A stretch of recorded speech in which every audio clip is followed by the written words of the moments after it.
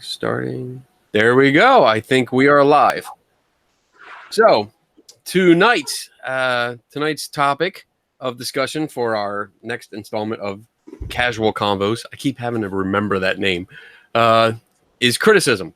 And it's going to be about how to give it, how to take it, and what to do with it. Criticism is there's a lot of it.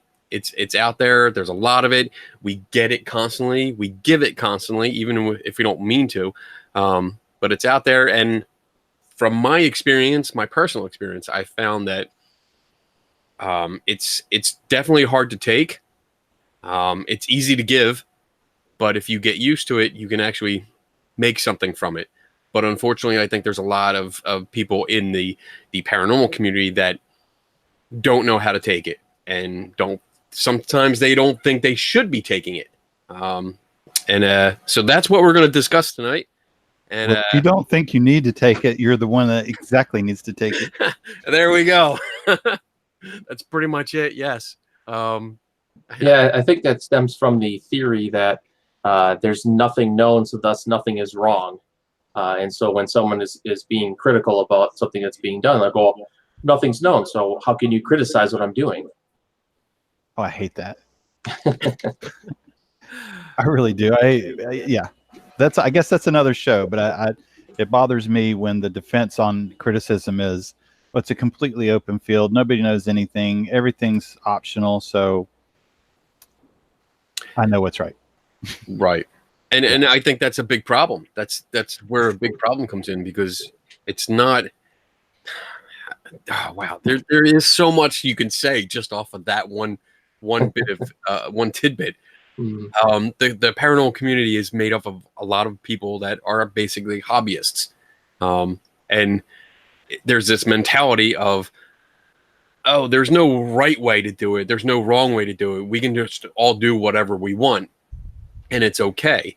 And it's not. It's really not. There are ways to do things. There are ways to investigate and experiment that really need to be taken into consideration when you're doing something. When you're trying to test for something or test a gadget or look for a allegedly repeatable event. There's a lot out there that you have to consider. And criticism comes into play because people like us and others offer criticism, offer suggestions, say, no, I don't like that, and this is why. So what do you think? Dave, you look like you want to say something. Go ahead. Well, those that say there's nothing known and it's a complete unknown obviously haven't read anything in the field, both psychological literature, the skeptical literature, the parapsychological literature, the anomalous psychology literature. They really show a general ignorance of the field overall by saying that we don't know anything and it's an unknown and it's a free-for-all. Well, no matter what, even if it's an unknown that you're investigating, which a lot of things that traditional mainstream science investigates, it's an unknown. That's why they're looking into it. That's why they're trying to collect data to form a hypothesis and to figure out what's going on. But there is a right and a wrong way to go about doing things. And even if you don't agree with that, there's at least a logical way of going about things, and at least having, something to back up your information or back up your opinion and your data. So to say that criticism you can't criticize people in the field, it's not the right thing to do, you shouldn't do that, anything's a free-for-all, that's absolutely wrong. There's a certain way to go at things, and there might be a way to collect data in a certain way, but there's going to be differences in opinions on how you interpret that. But should be a standard, and there are standards, and there are ways to go about investigating things from, just a plain investigator standpoint, and also from a scientific method standpoint. And I know we all mention things that drive us all nuts, but Tim already mentioned one. But the thing that kind of drives me nuts is when people say that they're practicing science and they're a scientific group and they have scientific methods. And when you go back and look at what they actually do, it doesn't even resemble that. And then when you not even criticize, but ask questions and people get defensive and they don't like what you're asking, to me, that's a huge problem. I agree. I think that I mean that summed it up pretty good.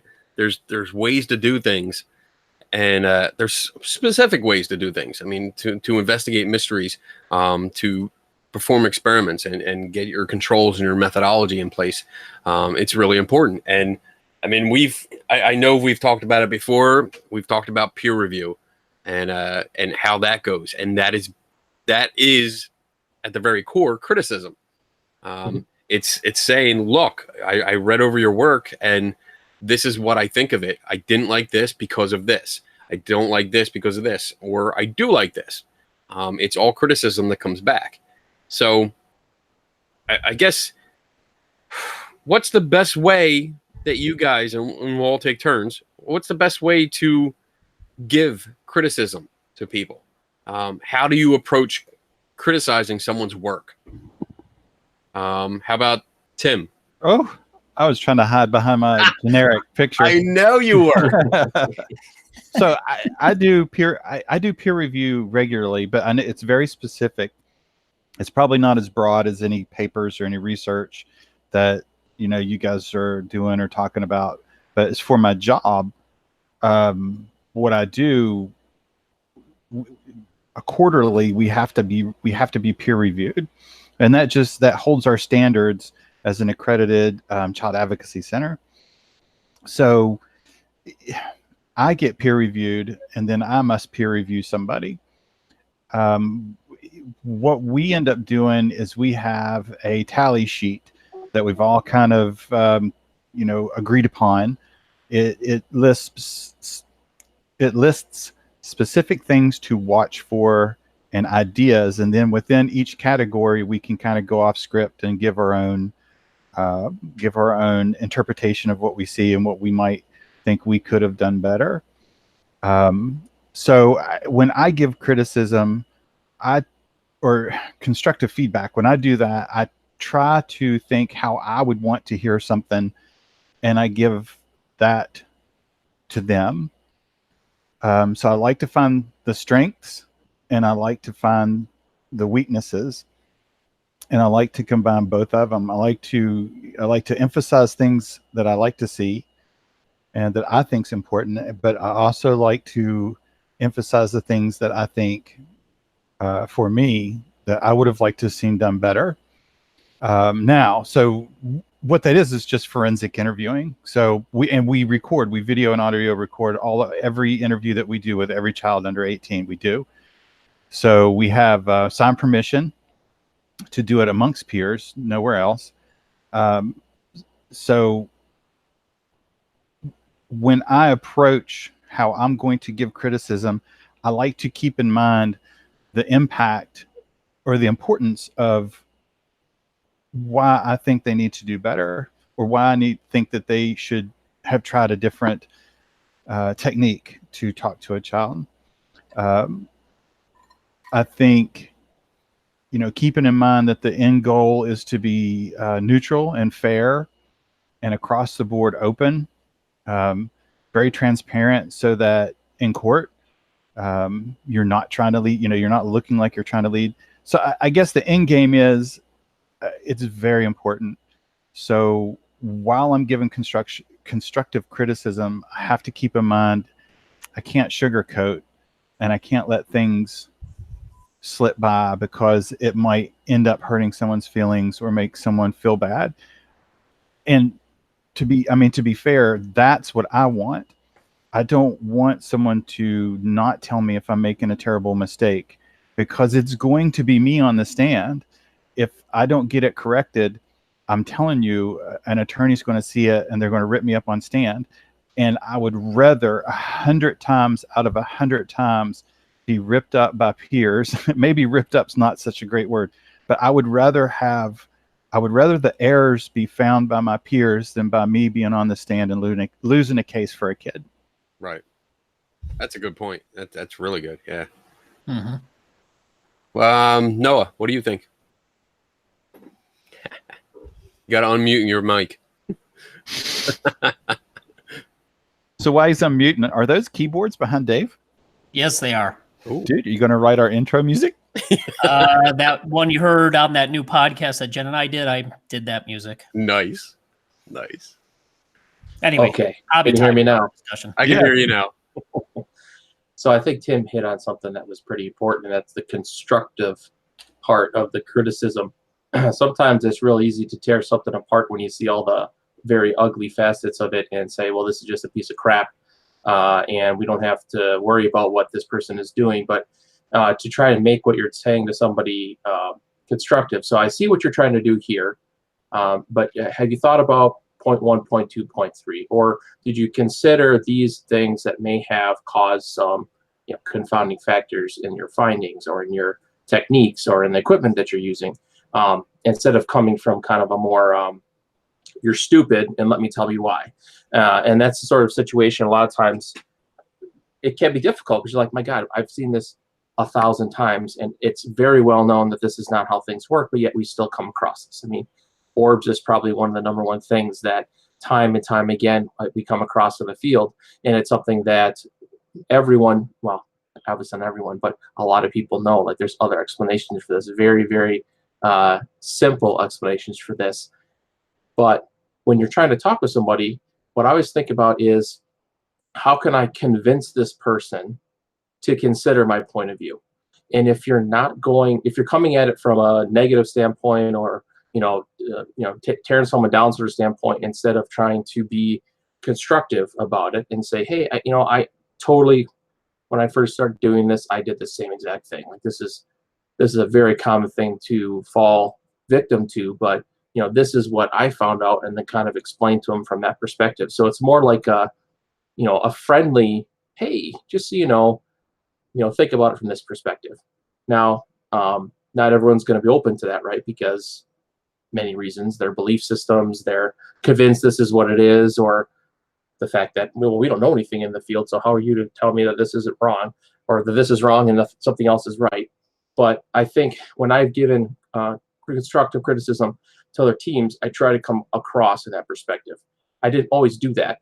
Early on, I'm like, yeah, you guys are stupid. This is not how it works, and this is how it works. Goodbye, sort of situation. But I don't think that is going to long-term change anything, right? I mean, for me, being in this field doing this, I want to try to get more legitimacy involved in it, right? So if I can educate other people in a way that they're open and willing to consider what I have to say, it's more likely that maybe they will do the right thing next time. Because obviously my team can't be everywhere, you guys can't be everywhere to try and answer every question that comes along the lines for something paranormal. So unfortunately we have to rely on other people, not rely, but other people are going to have opportunities to explain things that we're not going to ever see.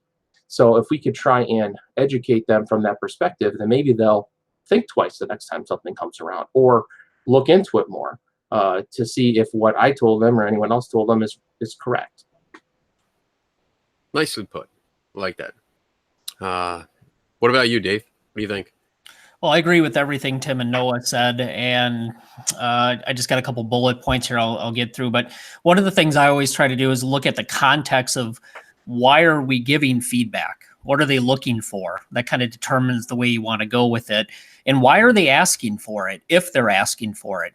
Many times, and I'm sure you all have had this as well, where somebody will send you a picture of a dust orb. It's obviously a dust orb, and they're asking your opinion. And they're not really asking your opinion or feedback. They're asking you to confirm what they already believe. What? Yeah. Does that happen?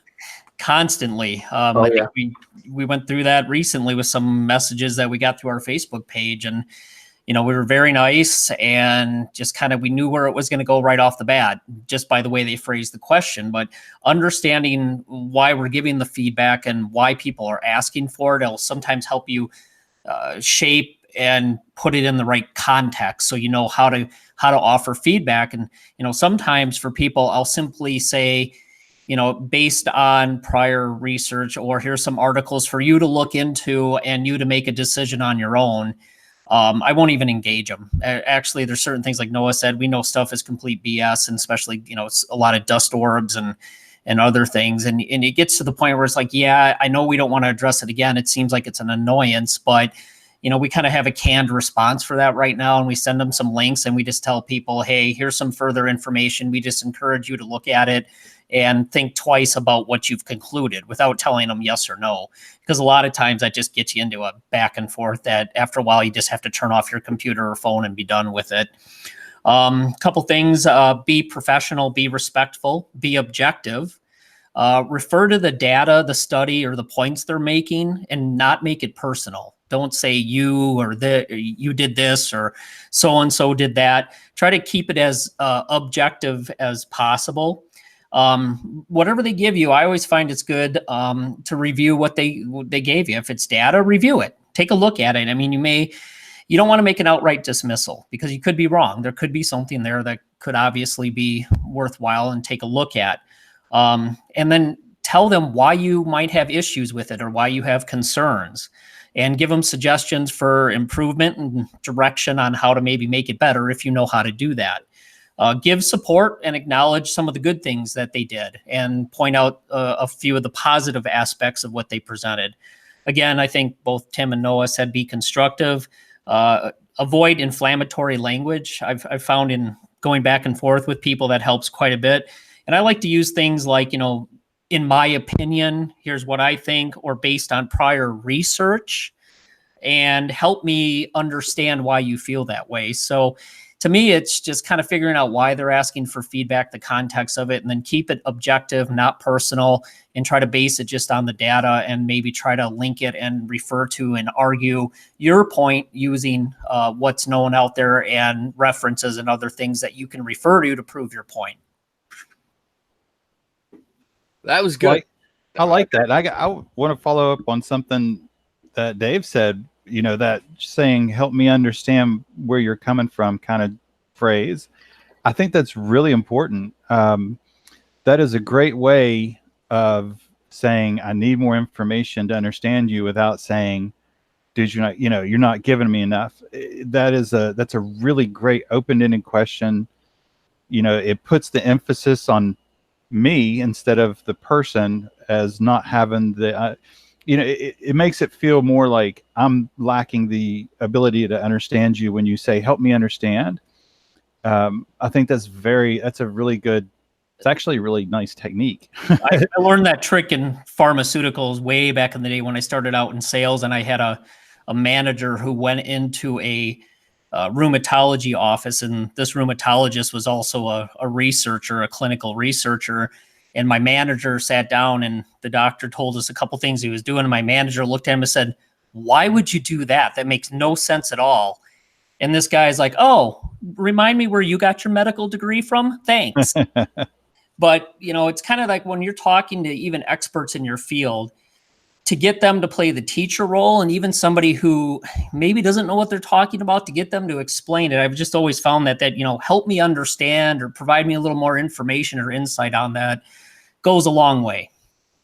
I think that's great. I mean, that's like something I would use in an interview. And I just think that you hitting on that's perfect, because what it does is it takes the emphasis off the person. Instead of trying to make them feel like they're not doing a good enough job explaining, it takes the emphasis and puts it on you that you're not doing a good enough job understanding, and which can be the case. That does happen. Yeah. Either way, though, I think it's a good way to ask questions for me. Anyway, I'll leave it at that. I just thought it was really good. That was a great point. That was great. I mean, I love it. I love everything you said there. And it's weird. Like, I agree with everything everyone has said so far. And I don't know how much more I'm going to add to it. But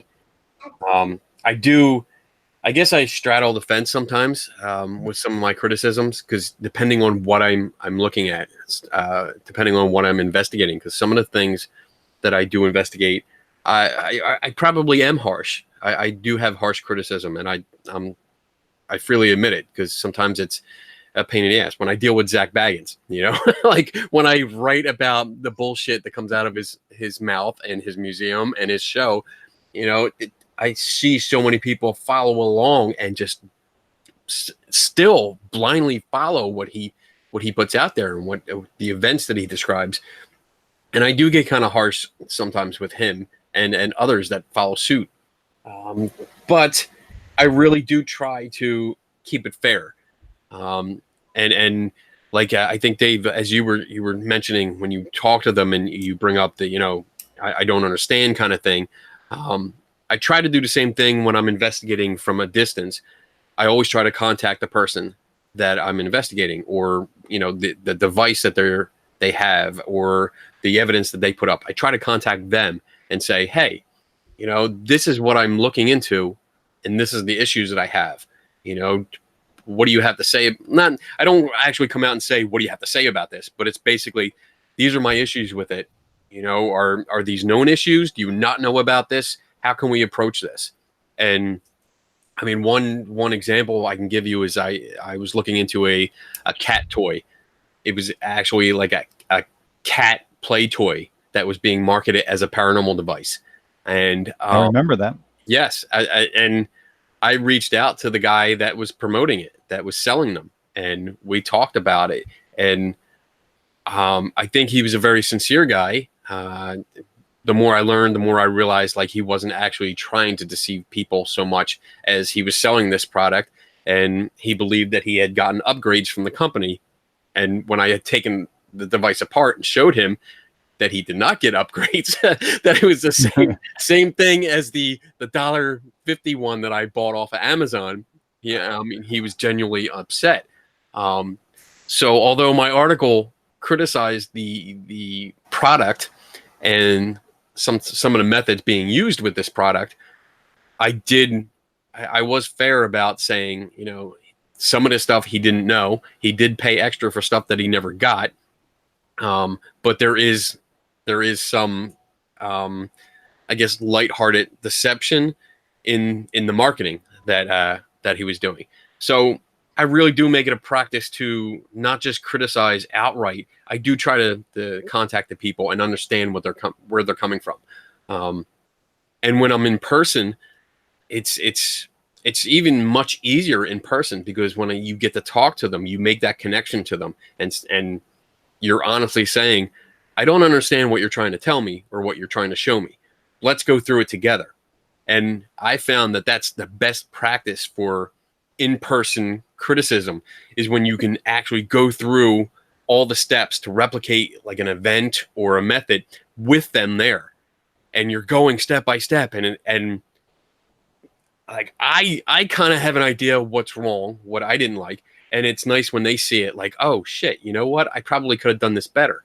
Mm-hmm. And that is a great moment. I love that, because it's people that are realizing it. And I've gone through those moments so many times myself, recreating it or listening to somebody else go through it with me, and then finally saying, oh shit, I should have done it this way, and realizing. So giving criticism, yeah, I guess I can be harsh, and in some cases I think, I might be one of those guys to just say, hey, if you're an asshole, I'm going to call it that way. I'm going to say you're an asshole, and I'm going to point out why you're an asshole. Not just calling. I think there's nothing wrong with that when you're dealing with people like Zach Baggins, who continually over and over again are obviously just trying to get as much money as he can out of whatever situation he's in. Yep. And in those situations, I think you got to take the gloves off. But obviously, that's not the first step, right? That's not the first place you go. It's like, well, I tried to do this, and obviously you're just trying to dupe people or whatever. And if you're not going to listen to me, then fine. I'm going to sing from the highest mountaintop everything I can find out, and educate as many people as I can about the baloney that you're trying to put off as something paranormal. And we actually had a comment on monitoring the chat room. This is actually difficult. It's the only show that I do this with. And Chris Wick had a comment, which I thought was really good, because I do this too, is that she said, worded as feedback and a general rule of, it looks like she chews on it for about 24 hours. She thinks about it for 24 hours before responding. And I've done that several times when I get like a particularly nasty comment from somebody, or they bring up issues, they bring up their own criticism. I kind of look at it, I start writing something, and then I walk away, because I don't want that emotional response to influence what I'm writing. I mean, there's been more than enough times, and I'm sure you guys have been there, where you write something and then you're like, delete. I'm not going to send that one. I'm gonna wait and I'm gonna calm down and I'm gonna give it a polite and insightful kind of response. So I think it's a good idea. It's sometimes that's more for taking criticism, I guess. But and we'll get into that in a little bit. I think that's what else do I have? Yeah, I mean those were really the points that I wanted to touch on. Also, the one that I think Dave again mentioned about like why are they asking for feedback? You know, what's behind that? Because you got to be careful. Sometimes, yes, it's like what you said. They're only looking for you to agree with them. That's the only reason that they're showing you their picture of a dust particle, you know, or something. They want you to agree with them, and when you don't, they get pissed off. Yep. But is there another agenda? You know, like are they genuinely? Because I've had people come up and really like they want to know. They say, "Tell me what's wrong." And it's funny. Like recently, I've been on a couple of events with paranormal groups, and I always have a notebook, and I'm constantly writing notes down. And they want to know, like, what am I writing down? What am I writing down? And I don't tell them exactly what I'm writing down because they're my notes, you know. And you might not want to read all the notes, but I mean, when they ask at the end of the event, I usually give them a summary. Like, this is what I thought, and you know, like this methodology, the use of this equipment, this is what I thought of it, and conveying that in a polite and professional manner is great. It doesn't start a fight. It doesn't get anyone pissed off. It opens discussion, and we talk about it, which is really cool. So, any other points to bring up on that side of the topic? I think one thing we need to just remember is a lot of times you're just dealing with people's belief systems, and there's a couple things you got to remember. There's a phenomena called the backfire effect, where people will resist evidence that really conflicts with their beliefs. And the more expert information or testimony or data you bring out, they tend to dig their heels in a lot deeper and really even solidify their position more. So that's one thing. When I start seeing that happen, I tend to back off. And it's one of those, I don't have enough time. I got other crap to worry about. I got a real job. I got other things to do. I'm not going to sit here and, you know, continue to do that. Then I know, Kenny, you're big into different types of biases. I mean, confirmation bias. They're obviously going to look for and seek out information that really supports their beliefs and their convictions. And then, of course, cognitive dissonance. If you give them something that doesn't agree with what they believe or what they have already formed, you know, they may look at it and be a little uneasy about that. And they're going to do what they need to do to kind of get rid of that stress, that psychological stress that might be causing, you know, what you said might be causing to them. So, you know, just a couple psychological things you really need to somewhat understand when you have these type of conversations. And sometimes if you realize that, you know, sometimes it's better just to walk away and be like, you know what? Nope, not worth it. I agree. I know that the first thing I always do when someone sends me something, picture, video, whatever, I always ask, well, what am I looking for? What do you think that you see, or, you know, what's the point of why I'm looking at this, so that I know right from the start, I get that kind of why, what they're sending me to. And they can say, well, I see this thing, and then that's, you know, I just want you to confirm. Sometimes you hear that. I want you to confirm that this is what this is. Right. And I always go back to, even if they don't give me information, I'll say, you know, I'm going to give you my honest opinion, and it's going to be what I think is what's actually going on. You can take that information and do whatever you want with it, but all I have is the experience that I've gained and the education that I have to try to come up with that opinion. So it's not going to be what necessarily you want to hear, but it's going to be what I think to be the most correct information I can provide to you. And I would do that all the time. And I started doing that early on because people start thinking, well, wait a minute, I thought you're a paranormal investigator. What do you mean you're telling me this is you know, headlights flashing through my house and reflecting off that mirror? I thought you would confirm this was a ghost. It's like, I'm looking for the truth. Now, if that's a normal explanation, then that's what I'm going to give you. You know, when it comes to all this sort of stuff, Ox and Brazier, the simplest explanation that has the fewest amount of assumptions that's required to explain it is the one I'm going to give you. And then we'll have to go from there. So I think that's always important, so that they know where you're coming from right off the bat. Like, I'm not here just to tell you everything's a ghost. You know, I'm here to give you my opinion based off of my experience and my education. Right. And just to add a little bit to that, I would say, yeah, you're not here to say everything's a ghost, but I'm also not here to say everything's not a ghost. Mhm. You know, because I don't know. I don't know until we get into whatever it is we're getting into and really take a look at it. The truth. That's what we're looking for, the truth. That's it. And I think that's a misconception when people have when we go into that community environment as more skeptical or science-minded people, and it's like, oh, well, they're just here to debunk everything or say it's not a ghost, and that's not what we do. We're there to investigate and find the truth. Right. So, so I guess that the next two parts are really, they kind of go together. How do you take criticism, and then what do you do with it? You know, when you first learn to take it, like, what do you do with it? And I guess I'll just jump in and from personal experience, and I'm sure you guys can attest to this, taking criticism is fucking hard. I mean, it's hard. It's such a blow to your ego and everything, because I mean, if you work so hard, especially when you work so hard to get something that you think is right or think is profound or think is wonderful and great, and then that first person that says, well, no, it's like kicking the legs out from under you.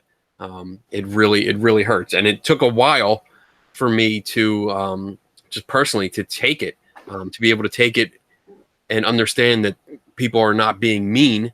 Well, some are, but most of the time they're not being mean. They're helping me out, and they're giving me ideas. And it really took a long time before I was not bitter anymore, because I would see criticism and just, it was like, well, fuck you, this and that, you know, I don't give a shit what you think, and who are you, and all that immature bullshit, really. Uh-oh, what was that? What happened?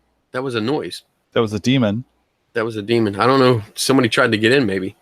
I don't know. But I lost my train of thought. Anyway, taking it. Yes, it finally worked out. I understood what was going on. I understood that it was a good thing, for the most part, to take that criticism. And once I understood that they were trying to improve what I was doing, I was like, shit. Okay, so if I take their advice, I will look into this. I will add that, and oh wow, it's better. It's so much better. And I learned some more, and I was able to provide more information and help maybe explain this mystery or this mystery, and it really helped a lot.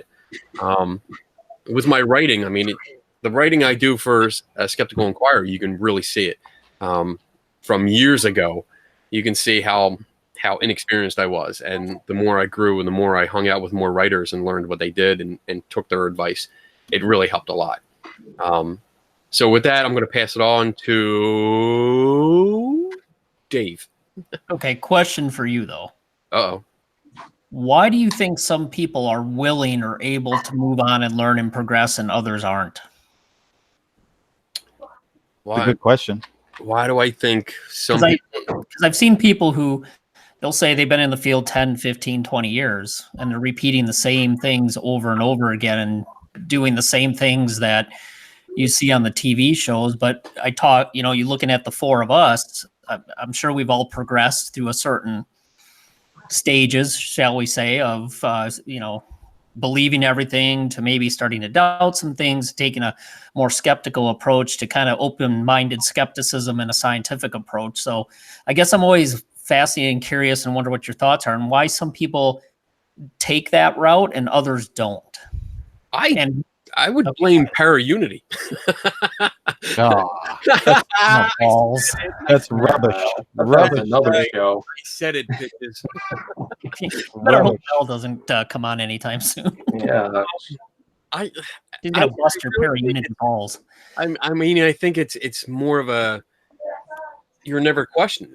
You know, if you write a blog and if you turn off the comments, you never get any feedback. You don't listen to anybody else. You know, like nobody knows you're writing the blog, and you go about your daily real life in the outside world, you never take any criticism. You keep doing the same thing over and over. It's just repetitive. It's routine. You never improve. You never get to grow. And I think that maybe some of these people that claim the 15, 20, 25 years in it, they were never questioned like the way we would question them.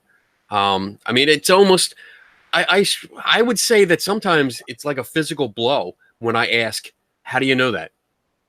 You know, you ask a simple question, where's your references? Where's your data to support that? It's seriously like a punch in the throat to some of these guys, because I don't think anyone's ever asked them. It's more or less like, oh, well, I've been doing this for 20 years and this is how we do it. And it's, we investigate, we post everything on social media or our website, and then the next weekend we repeat, and that's it. Sometimes we go to conventions, we fill up our tables with gadgets and printed out pictures and a video monitor with our stuff, and we show everybody, and everybody comes up and says, oh, wow, that's neat, and they walk away, and then they repeat that, and nobody questions. This is a community that barely polices themselves. You know, they really don't look after themselves. And I think that might be the reason why. If you don't have that interaction, then you're going to continue to do the shit that you've always done without ever having this idea that you might be doing something wrong or not good enough as it could be. But if you get that feedback, if you interact with people like us, I feel weird, and I apologize to everyone watching. I feel weird every time I say like us, not like we're elite or, you know, superpowers or, you know, super friends or anything like that. But if you have people that question and you interact with them, you're going to start understanding better. You're going to start realizing, like, what if I do this? What are these people, this group of people, you know, these 4 or 5 motherfuckers on this podcast, what are they going to ask me? You know, and how am I going to answer them? I think that's where the change comes in, because they start thinking about it and they start thinking critically themselves, and looking forward. I think I agree with, I mean, Kenny's point of view on that, and that a lot of people just are never questioned, and as such, they think that because they're not questioned, that how they're doing it is just fine. And there's, you know, they're surrounded by other people who are doing the exact same way, and they see it on TV being done the exact same way, so they must be doing it right. But I was in that situation. I mean, I was never questioned about what I was doing. I questioned myself. I mean, I'm like, well, why are we using this piece of equipment, or why are we doing this technique? And I think part of it is just the inherent curiosity that I have, and like trying to understand everything that's going on, and not just taking people's word for it, and trying to make sure that if just because someone says so doesn't mean it is. And I think a lot of people, unfortunately, they don't have that confidence. You know, they're like, oh, well, these people have been doing this for 20 years. They must know what they're talking about. Who am I to sit there and ask questions about it, or to say that this is not the way it should be done? I think that's part of it. I mean, and obviously you have to get beyond that, but not everyone has that in themselves to say, well, hey, I mean, I've been doing this for 6 months. How am I supposed to know that this piece of equipment is garbage and this other piece of equipment would be much better to use? That's a good point. Yeah, and one of the things I'd say to that is, you know, somebody who's been in the field for 6 months and says, well, how am I supposed to know that? I got to tell you, you shouldn't be walking through somebody's private residence then, telling them what they are. See, I mean, you know they are. And they're doing it. But I mean, it was, I don't know how many years I read, you know, took whatever parapsychology classes, or kind of sought out and found people that knew what they were talking about before, you know, back in the day, our group would even go into a private home, and we won't do that anymore, because even looking back at it now, it's a disaster waiting to happen. But it is a disaster waiting to happen. But we did it. And before 6 months into it, there's no way in hell I would look at myself and say, hey, I'm going to go help somebody who has a problem. Because I think just realizing the complexity of what it could be on a psychological, medical, misinterpretation, family dynamics. I mean, all these different things that could be misinterpreted or misperceived as paranormal.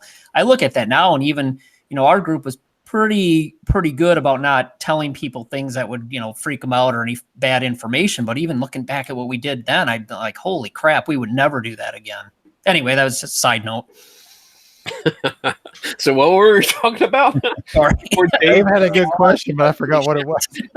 No, it was how to take criticism. How to take criticism. So Yep. Noah, you're up.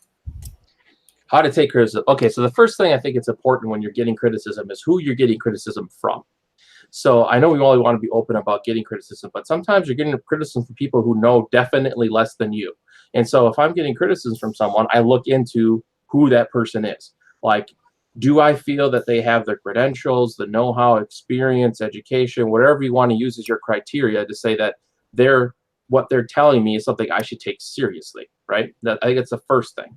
Because you could get some Yahoo who doesn't know anything about anything telling you how to do X, Y, Z. Doesn't mean you got to take them seriously, right? You just like, move on down the tracks, please. I get that all the time. Right? And, like, okay, I don't have to, like, worry about this. But if it's someone, that, okay, this person has or if they bring up a valid point, like, oh, geez, I didn't think about that. Like when they bring up the criticism, like, oh, yeah, right? I didn't really take that into account. And I should, correct that and say, hey, thanks for pointing that out. I appreciate that, and move on. But obviously the ego is the biggest thing to get rid of, right? Because you're right. You like, man, I really think I'm doing a good job here. And someone points out how you're not doing a good job. And you're like, shit, I guess I should have thought about this a little bit more, or, been more careful in my planning, or, got a better piece of equipment, whatever. And so that's what I first do is, who is it who's giving that criticism? Number two, do I see some validity to it? And number three, I'll question it. Like, because sometimes I'd be like, well, why do you think X, Y, Z? Why did you point this out? Why did you bring this to my attention? Because sometimes the criticism can be vague or kind of general. And it's like, oh, I think you should do, you should give more detail in your reports for your investigations you do. Well, in what aspect? Like, there's many, many things that I could provide more detailed things for. So can you please provide an example of what you'd like to see in the reports that we're doing, or the section report that you felt that was lacking, but really reflecting on it. What I do is if I get the same sort of criticism more than one time, then I'm like, okay, obviously this is a thing. Even if people who maybe I think they don't really have anything to say about it, if two different people who are independent from each other give me a same sort of criticism, I take it to heart, because I'm like, okay, there's something here that I need to do better. Maybe it's not maybe it's a misperception or a misunderstanding on their part. That means I'm not doing something that I could be to being more clear in what I'm doing, or provide a better, layman's terms so that the general public can understand what we're doing, whatever. So I think that's the other kind of point that I try to do when taking criticism. Very nice. Two things. One, I'm going to say, Tim, don't worry, because on the actual feed, your bald bear actually does come up. Yay, my new bald bear. And then two, I want to go back because Dave actually asked a question and actually didn't get to give. He asked that question that derailed everything, and we never went back to him. I have an idea on that, and it's a knee-jerk idea. So it's I put it just out frontward that it is a knee-jerk thought to his question of why some people can take criticism about a certain thing and some can't. And I kind of think my knee-jerk thought was, my question to that would be, what's their goal? If their goal is to reach a certain point using the information that they have, then they wouldn't want feedback on that information. But if their goal is to gain knowledge and do what they're doing better, then they would welcome it. So I kind of think being avoiding of even, positive critical feedback would make me wonder what their end goal is. Mm-hmm. So if you're doing something wrong and you're being told by several people, you could, try thinking about this a different way, and you refuse it, then it just, to me, it makes me begin to think that they have an end goal in sight. Right. And they think this is how they're going to get to that end goal, and they don't want anybody messing with it. And I don't know what that end goal could be. I mean, it could be financial, it could be social, it could be self-rewarding, but they don't want it. They don't want it ruined. And I think people that take the critical feedback. Their end goal might be more informational. They just want to know the truth. Mm-hmm. Now, I don't know how valid that is. Like I said, it's just the kind of a knee-jerk reaction to that thought. But I like that question. Good question, Dave. No more questions, Dave. Okay.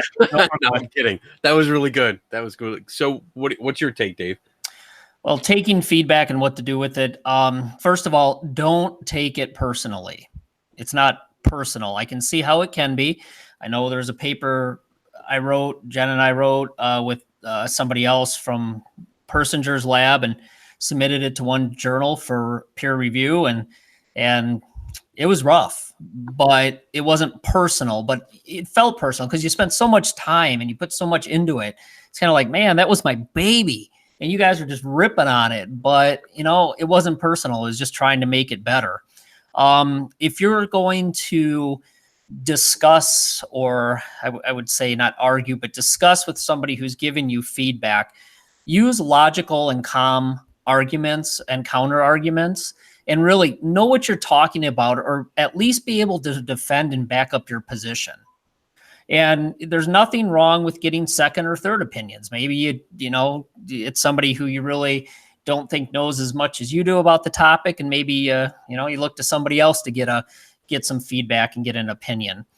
And what I've always done, and I thought it's useful, is use the feedback as a learning experience. Use it to become better. I think you get at a certain level and you're really trying to learn, and the people you seek out and try to learn from. I always try to, at work and even within the paranormal field, I'm always trying to surround myself with people that might know more than me, because I think that's the way you learn, you grow, and you get better. Nobody knows everything, and there's a lot of really smart people out there. So use it as a learning experience and just become better for it. I would also encourage people to get feedback from outside your circle or area of expertise. That's always that's helpful. And, if you don't understand the feedback and you don't know how to do something, take what feedback you got and ask for help. You'll be surprised at how many people who provide feedback that if you ask them for help, they'll actually help you. They'll take you down a path or provide you with a reference. Or, I worked with Dr. Jason Braithwaite when I was working on the Fluxgate magnometer, and he gave me some feedback, criticism on what I was doing, and I wasn't doing it right. And instead of getting all pissed off and like, screw you, I'm like, well, can you help me? And he's like, yeah, absolutely. I'll show you how to do this. And, he was great. It was one of those, I'll show you how to do it. And I did, and I learned, and I became better. Because the whole thing really, to me, you sum it up, is you want to learn and you want to progress. We all want to get better at what we do, and we all want to be respected and, respect our opinions. And the way to do that is to take the criticism and learn and progress from it. That's it. That's great. Yeah. I mean, I think that's the end game of criticism. I mean, it's to progress, to be better and than you were before. So that was beautiful. Tim. Yes. Hi. How am I going to follow that? I don't know. I'm going to leave that up to you, because I'm going to mute my mic. That was great. Just in situations where I can't say it might be analogous to publishing a paper or publishing some research. I don't publish, but my end game is I'm going to be on the stand and, in a trial. And I can just very briefly say, and just to put it short, is, taking criticism from peers during peer review and when you put things out is so much better than when you put, I guess it would be like putting out something and, making a claim that this is true and this is what it is. And then the public's going to have at it. And the public can be much harsher and much more brutal than when you're getting constructive feedback. And I would much rather take constructive feedback and peer review and letting other people look at my work before I go up and have to, put it to the test. I have to say, maybe this is different, but I've been doing this. I'm getting older now. So I've been doing this, like the forensic interviewing and doing all that stuff for like 20, 22 years. I've learned I need to be careful because that 22 years can get in your head. And when you have someone that's done it 2 or 3 years and they want to say something about what you're doing, you have to just, you have to check your ego, because that person might see something that you've never seen before. You just have to be careful. I kind of saw that happen in child protective field, where when I was coming up through the ranks, I was watching someone that had been in the field for 20 some years, and he would get so frustrated with easy questions, or, what can I do better? How can I prepare? And he had answered the question so many times that he began to get, I don't want to say violent, but he began to get very frustrated with the same question, with the same information. And his retorts were usually short and very, maybe not so nice. So watching that happen taught me a lot about how I'm going to take, how I'm going to debate when I have critical feedback, or when someone asks me for critical feedback. But all I can say is I've experienced it both ways, and my druthers are, I would rather take that critical feedback from peers, from people who are evaluating my work, than I would on the stand, because it's a lot more stressful when, I guess, you put something out there for everybody to see and someone catches you doing something wrong when it counts. I'd much rather be caught doing something wrong when you're training for it.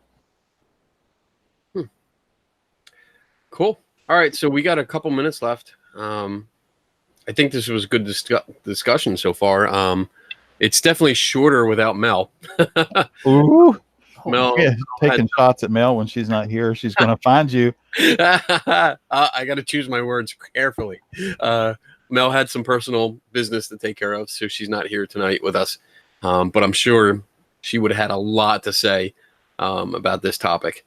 But I'm just going to close it out real quick and just say, criticism is not meant, I guess at its core, it's not meant to be personal.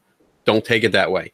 It's meant to improve your work, improve the way you do things. So don't look at it as an attack. Don't look at it as, you're picking on me, or you're being a bully and threatening me or whatever. It's not like that. It's basically just, we're trying to help you improve. Sometimes it comes across harsh, and that could be from the sender, the critic, or the receiver. It could come across very polite and professional, but either way, it's still coming across as criticism to help improve what you're doing. Just keep that in mind. If you guys have any final thoughts, throw them in here. If you have anything coming up that you want to promote, feel free. Because, why not? Anything? I think the main thing with criticism is, yes, it's not personal. And when you're giving criticism, don't make it personal. Make sure you're criticizing the technique, the equipment, the method, whatever, and say in this, and don't just say, well, you're stupid for doing that, and that's the end of it. Exactly. Because it's not constructive then. It's constructive. Make sure it's not personal, and be open to it. Be willing to understand that there are people out there who know more than you, and to at least attempt to understand what they're trying to tell you. And if you don't understand, ask the question. What do you mean by that I'm not following? That's how you can get things out of that constructive criticism and be able to make whatever you're doing better, which anyone who's worth anything wants to always do better if they can. No one here is perfect. The four of us here, and Mel included, we all make mistakes still. We're all learning. However, that goes through the process of peer review and constructive criticism. Good. Yeah. Dave, anything? Last thought?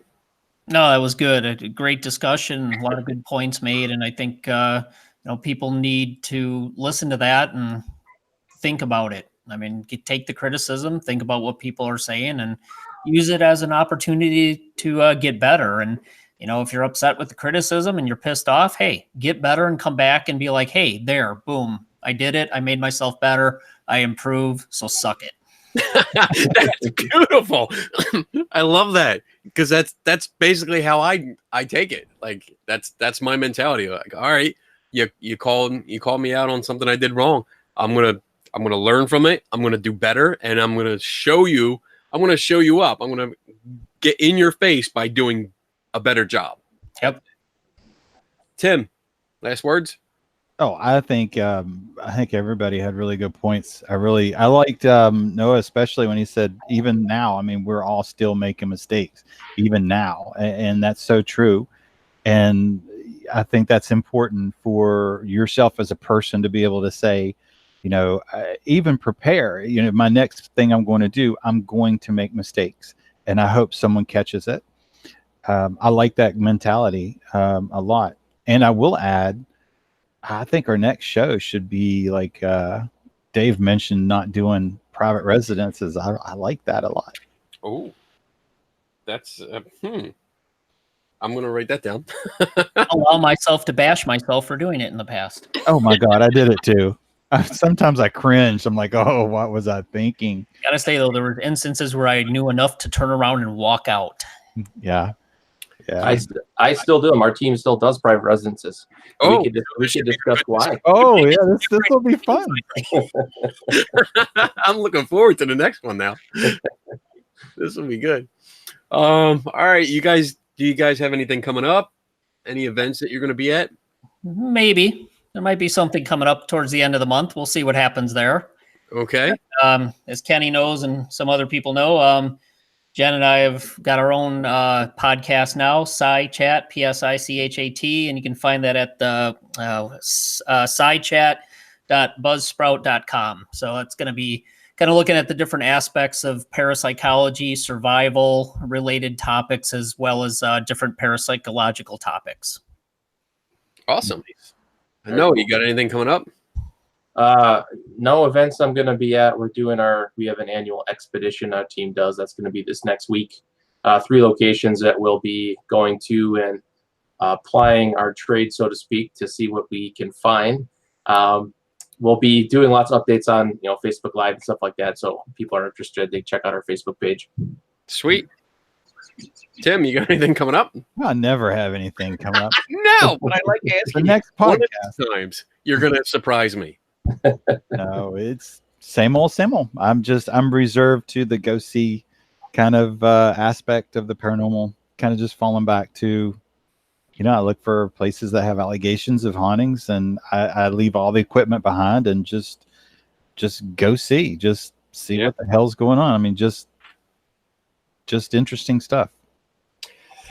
Well, you need to hang out with me more. You need to come up here and go to these events with me. I think you actually are. Yeah. Yeah. Yep. So I'm real quick. I'm just going to shoot it out here.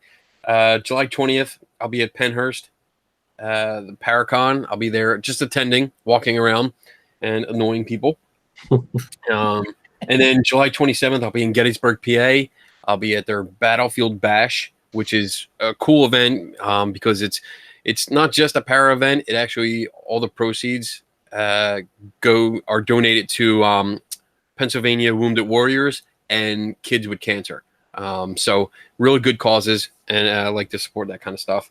October 16th to 20th, I'll be in Vegas for SciCon 2019. I'm doing a workshop on solving mysteries.